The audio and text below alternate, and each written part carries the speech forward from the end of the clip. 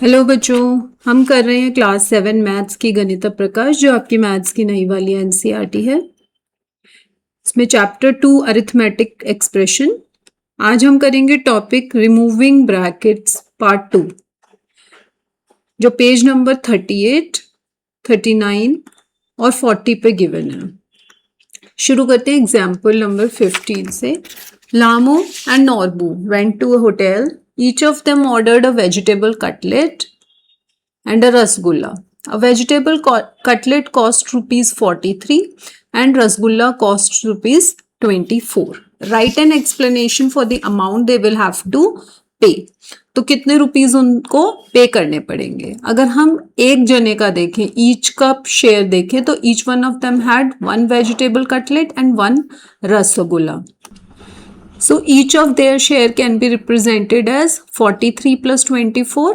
So 43 plus 24 हर एक को देना पड़ेगा. But there are two of them, Lamo and Norbu.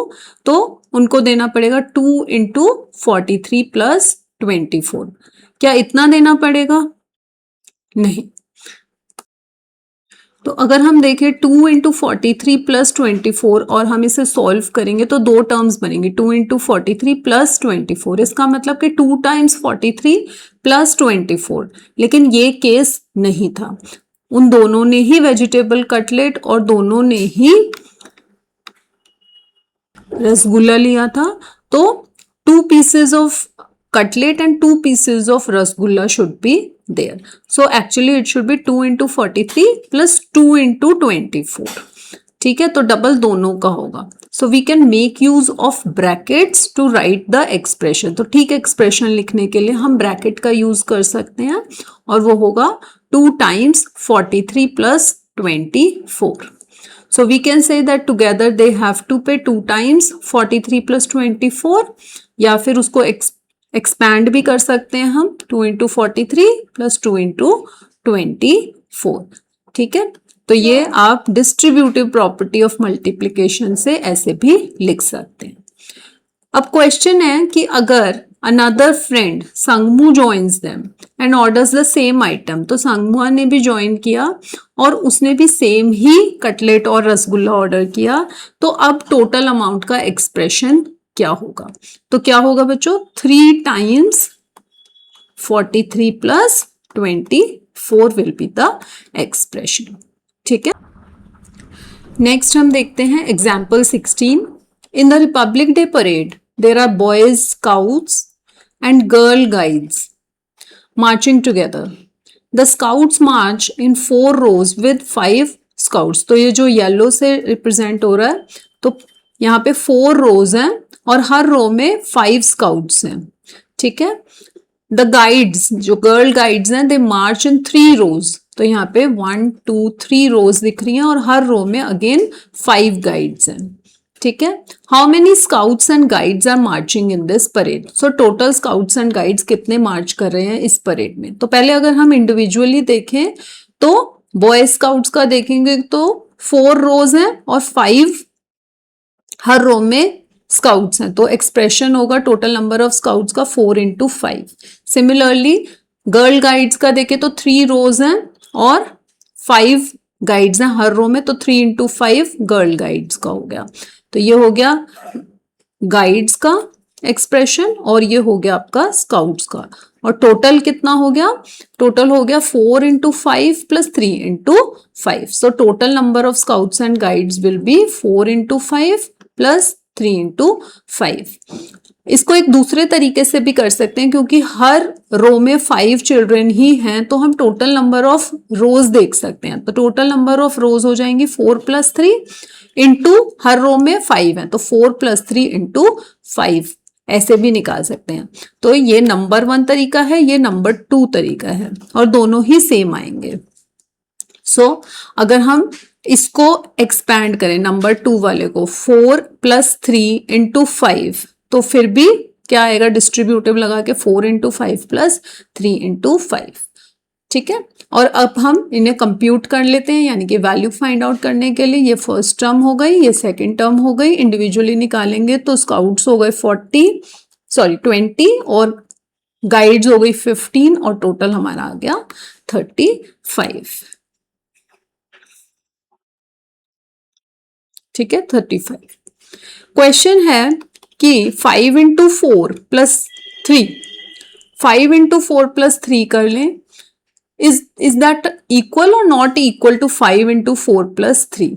तो बिल्कुल अलग होगा। अगर हम फर्स्ट केस देखें 5 इंटू 4 प्लस 3, तो यहाँ पे कोई ब्रैकेट नहीं है, तो सबसे पहले हम बॉडमास के हिसाब से मल्टीप्लिकेशन करेंगे, तो ये हो जाएगा 20 प्लस 3 और इसकी वैल्यू आ जाएगी 23। जबकि अगर हम राइट हैंड साइड लें तो उसमें ब्रैकेट का यूज हुआ है, तो सबसे पहले हम ब्रैकेट सॉल्व करेंगे, तो ये हो जाएगा 5 इंटू 7 और वैल्यू आएगी 35। तो देखिए 23 आ रही है इधर और इधर 35 आ रही है, तो दीज आर नॉट इक्वल। ठीक है, ये वाला साइन देख रहे हैं आप, नॉट इक्वल का है। Okay, not equal. Is 5 into 4 plus 3, so 5 into bracket में है 4 प्लस 3, तो एक 5 किससे मल्टीप्लाई हो रहा है 4 प्लस 3 से, is equal to 5 into 3 plus 4। Bracket के अंदर चाहे हम 4 प्लस 3 लिखें चाहे हम 3 प्लस 4 लिखें, जब ब्रैकेट सॉल्व करेंगे तो दोनों बारी क्या आएगा 5 इंटू 7 ही इधर आएगा और इधर भी 5 इंटू 7 ही आएगा, तो ये दोनों इक्वल ही होंगे। और थर्ड केस में देखें 3 प्लस 4 फिर से 7 इंटू 5 आ गया, तो ये भी इक्वल ही होगा, चाहे हम 5 इंटू 7 करें चाहे 7 इंटू 5 करें, all these will be equal. The observations that we have made in previous two examples can be seen in a general way as follows. तो अभी तक हमने 2 एग्जाम्पल्स करे, उन दोनों में जो हमने ऑब्जर्वेशंस नोट डाउन करी उनको हम देख सकते हैं कि जैसे कि अगर 10 इंटू 98 प्लस 3 इंटू 98 है, इसका मतलब क्या है कि 10 टाइम्स 98, तो हमने यहाँ पे लिख लिया 10 टाइम्स 98 प्लस 3 इंटू 98, तो 3 टाइम्स 98 लिख लिया, तो 10 times and 3 times together make 13 times, 10 plus 3 13 times 98। ठीक है, तो ऐसे भी लिख सकते हैं हम 13 times 98। Writing this equality the other way we get 10 plus 3 into 98 को हम एक्सपैंड करके 10 इंटू 98 प्लस 3 इंटू 98 भी लिख सकते हैं। Swapping the numbers in the products above the property can be seen in the following form. तो इसको हम स्वैप भी कर सकते हैं, जैसे यहाँ पे था 10 इंटू 98, अब इसको हम लिख देंगे 98 इंटू 10, और 3 इंटू 98 को हम लिख सकते हैं, यहाँ पे थोड़ा मिस प्रिंटिंग है, 98 इंटू 3। ठीक है, तो 98 इंटू 10 प्लस 98 इंटू 3 भी लिख सकते हैं, और उसका फाइनल आंसर आ जाएगा 98 इंटू 10 प्लस 3। ठीक है, so 98 into 10 plus 3 can be written as 98 into 10 plus 98 into 3। तो हम स्वैपिंग भी कर सकते हैं। सिमिलरली एक और एग्जाम्पल देखते हैं। एक्सप्रेशन है 14 टाइम्स 10, तो हमने 14 टाइम्स 10 लिख लिया यहाँ पे, 14 टाइम्स माइनस 6 टाइम्स 10, तो 6 टाइम 10 को हमने क्रॉस आउट कर दिया, तो कितना बचा हमारे पास 14 माइनस 6 यानी कि 8 टाइम 10 बचा। ठीक है, इसे एक्सप्रेशन में देख लेते हैं। 14 times 10 minus 6 times 10 will be equal to 14 minus 6 times 10, ऐसे लिख सकते हैं। और इसको हम ऐसे भी लिख सकते हैं कि एक्सपैंड कर दें, 14 माइनस 6 टाइम्स 10 को हम फिर से 14 टाइम्स 10 माइनस 6 टाइम्स 10 भी कर सकते हैं। तो ये प्रॉपर्टी हम लिख सकते हैं कि मल्टीपल ऑफ अ सम और difference is same as the sum और difference of multiples.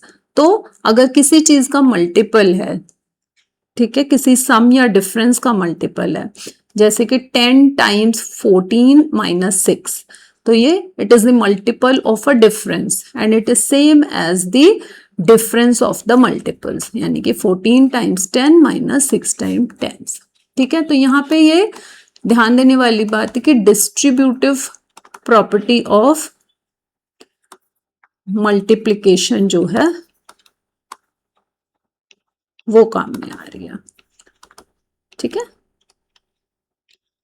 I hope आज का टॉपिक आपको अच्छे से समझ आ गया होगा। अगर समझ आ गया है तो कमेंट में मुझे टिक या अंडरस्टूड लिखकर भेजिए। वीडियो को लाइक और शेयर करें। और अगर आप क्लास 7 मैथ्स की पूरी तैयारी ऐसे ही आसान तरीके से करना चाहते हैं तो मैथ्स मैम अकेडमी चैनल को सब्सक्राइब करें और बेल आइकन को प्रेस करें। मिलते हैं अगले वीडियो में बच्चों। Bye, take care.